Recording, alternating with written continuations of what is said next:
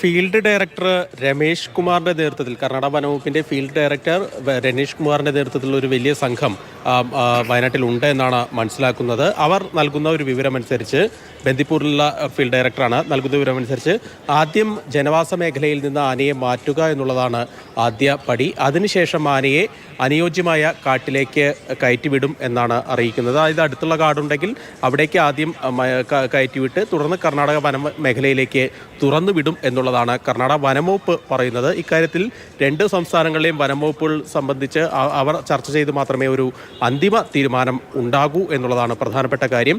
ഏതായാലും ഈ ആനയ്ക്ക് റേഡിയോ കോളർ ഘടിപ്പിച്ചിട്ടുണ്ട്. കഴിഞ്ഞ ദിവസങ്ങളിലെ എല്ലാ ഡാറ്റയും കേരള വനംവകുപ്പിന് കൈമാറിയിട്ടുണ്ട്. ഇപ്പോഴും ആവശ്യമുണ്ടെങ്കിൽ കൂടുതൽ വിവരങ്ങൾ നൽകാൻ തയ്യാറാണ് എന്നാണ് കർണാടക വനംവകുപ്പിലെ ഉന്നത ഉദ്യോഗസ്ഥരൊക്കെ രാവിലെ പ്രതികരിച്ചത്.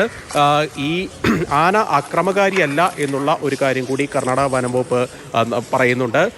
പല ആനകളെയും കഴിഞ്ഞ ഒരു മാസത്തിനിടെ തന്നെ ഹാസൻ മേഖലയിൽ നിന്ന് തന്നെ 4 ആനകളെ ഇത്തരത്തിൽ പിടിച്ചിട്ടുണ്ട്. നാട്ടിലിറങ്ങിയ ആനകളെ പിടിച്ചിട്ടുണ്ട്. ഈ ആന അതിൽപ്പെട്ട് ഉപദ്രവകാരിയല്ല, കാപ്പിത്തോട്ടങ്ങളും മറ്റും കറങ്ങി നടക്കുന്ന പതിവാണ്. അങ്ങനെ ജനങ്ങൾക്ക് ഒരു ഭീതി ആയതുകൂടിയാണ് ഈ ആനയെ പിടികൂടി തുടർന്ന് മൂലഹള്ളി വനമേഖലയിൽ തുറന്നുവിടുന്നത്.